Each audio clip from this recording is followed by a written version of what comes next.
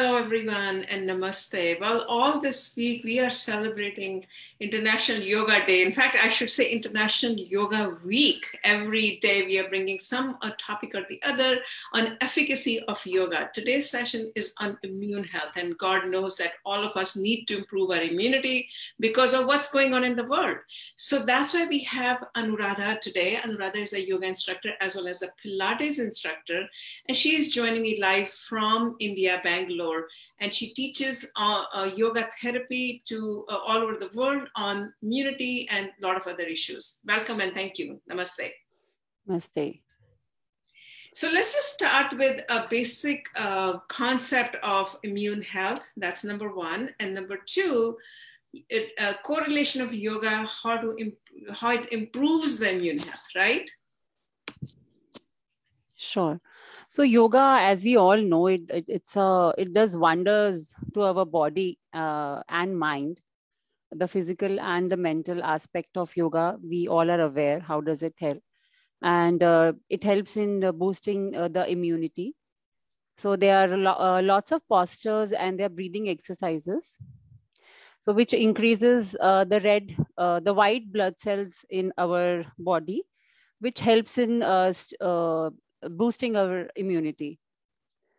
So the sequencing of postures and the breathing exercises, the amalgamation of the breath and the movement, the physical movement does wonders. We have lymph nodes in our body, which gets stimulated when we do the postures. So that strengthens our health mechanism. Okay, so let's just go through a little bit of a sequence, a typical sequence, right? A yoga sequence, a set of postures and breathing, like you said, help with the white cells, right? That's what I'm understanding, and helps with the longevity and the immunity and all the good things that can happen in our body. So let's just talk about a simple sequence that you will do on a daily basis. Yeah, see, we all are aware how a breath works, right? How much breath is important for us. So whenever we inhale, we do inhalations and then we do exhalations. Exhalations is normally to relax ourselves. So for relaxing ourselves, we need to inhale. So first we work on the breath, inhale and exhalations. We calm ourselves down. We do Om chanting. And then we start with the postures. So not just only postures, we focus on which direction we are going, which part of the body is working, and when to inhale and when to exhale. And in the end, we do pranayama. Again, the breath work comes in here. So it's all in combination, the aspects, the physical aspect, the mental aspect, and definitely the breath work. So there are three postures which help in boosting the immunity in yoga. So there is one posture which is Hasta Uttanasana. It's a raised arms posture. Then there is a hands to feet posture, wherein you lift your arms up in a standing posture and you touch your feet down. And then there is a vajrasana, wherein you sit on your folded legs on the mat. So these three asanas are mainly helps in boosting our immunity. What about the breathing? Yes, breathing goes when you lift your arms up. Suppose you're lifting your arms up. That time you have to inhale.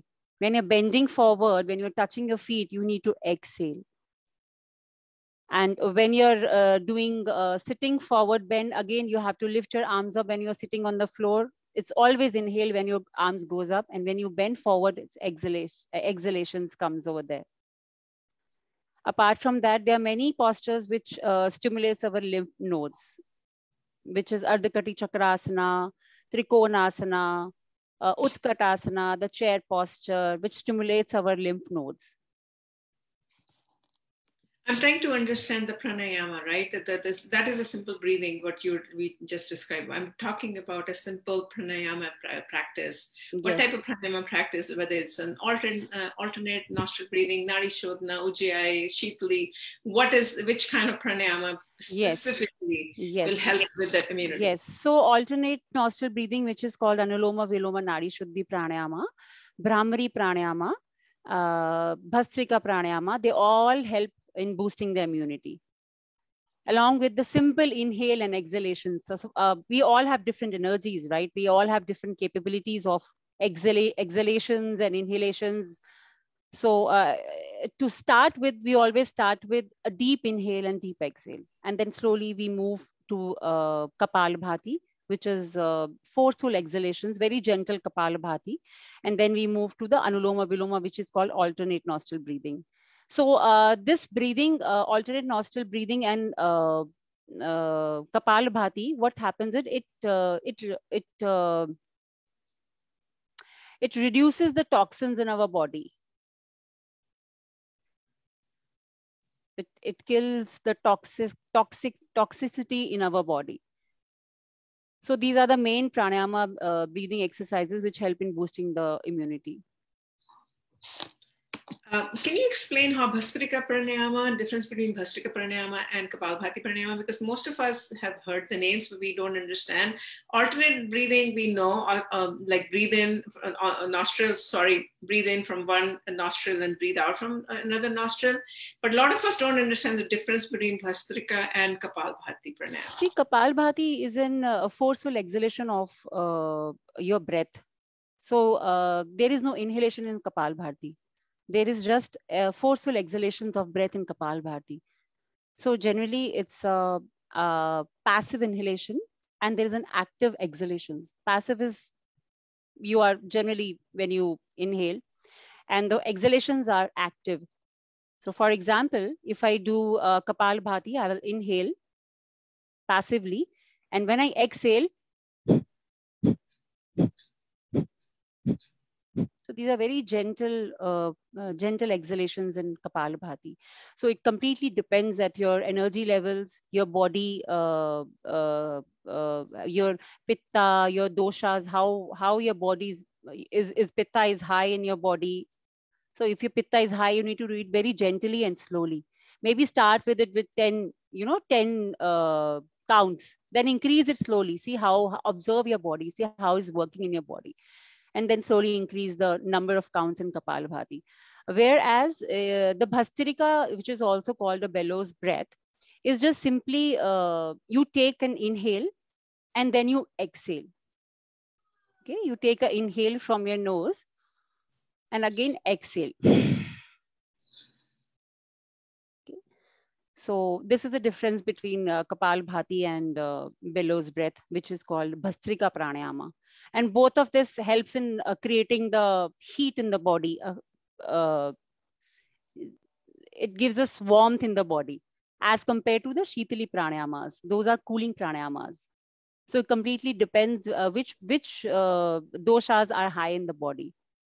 So Shitali Pranayama, Shitali, Shitakari, Siddhanta Pranayama are done when you have high BP, or you have some skin disorders, like that.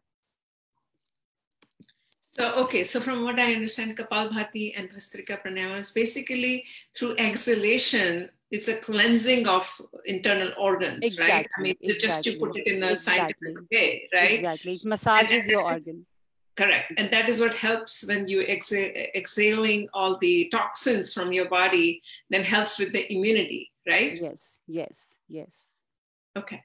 And then along with that, you combine some of the asanas that you were talking about, the Trikonasanas, the Vajrasana, right? You were talking about that. And then you were also talking about Ardhakati Chakrasana, okay, Padahastasana, Paschimottanasana, and Vajrasana. Okay, combination of all this along with these two. What are the English names, if you don't mind talking about the English names, because a lot of us don't understand. Trikonasana is a triangular posture, And yes, vajrasana is a lightning thunder posture, which is one of the meditative posture. Vajrasana and so.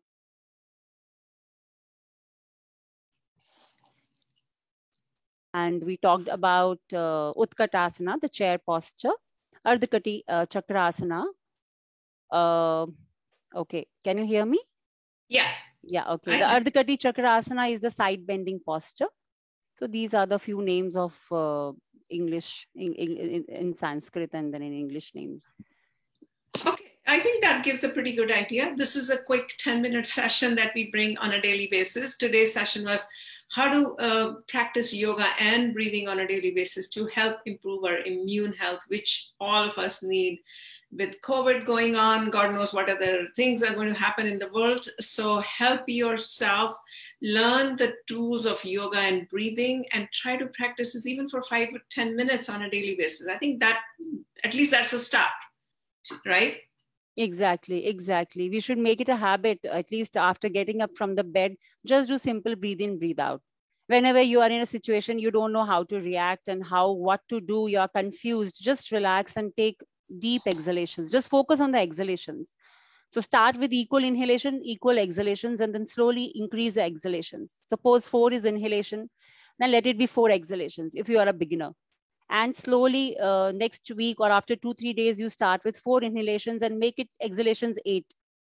And then include retention of breath as well, which works wonderfully in killing the toxins in the body.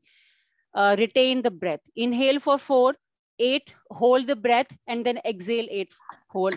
Do exhalations for 8 breaths.